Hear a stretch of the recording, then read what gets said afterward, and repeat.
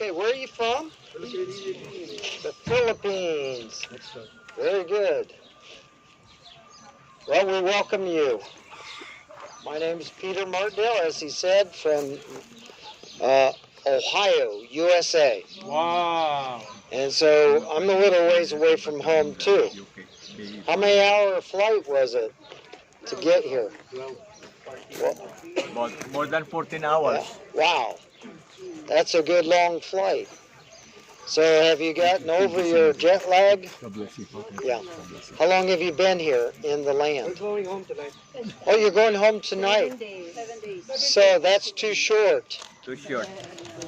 How many wish you could be here longer? Next time Yeah. around. Yep, you can come again. If you're like me, I've been over a dozen times here. So I love it here. This is where we're located on the north side of the city. Can you see that? We're right on the northern side. Now there are two accepted sites for the death, burial, and resurrection of Jesus. Have you seen the Church of the Holy Sepulchre? Yes. That actually is located right here. Okay? Now we're up here. There's some reasons why they looked at this place, even though this is the traditional place since 325 AD. So they've accepted that for a long time. And then in the late 1700s, they started looking for another place. Why? Because they said, well, archaeology and science always questions what is the truth. And so they looked around. Now, some people were convinced when they saw this place that this was Skull Hill that's mentioned in the Bible. It's called Skull Hill or Golgotha in the Hebrew, and Calvary in the Latin. You've heard both of those words. They mean skull. And I'll show you in a minute, when we get there, I'll show you why it looks like a skull.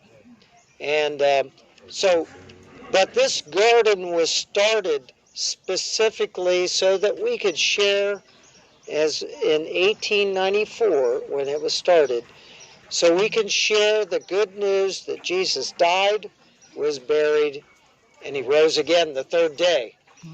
And he's alive. Amen? Amen.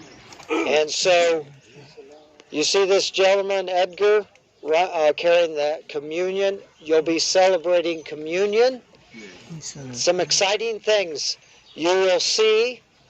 And our prayer is that you experience the risen Jesus, that he reveals himself to you in a special way as we are here in the garden. So that's our prayer. If you want to help out the garden, it's free, right?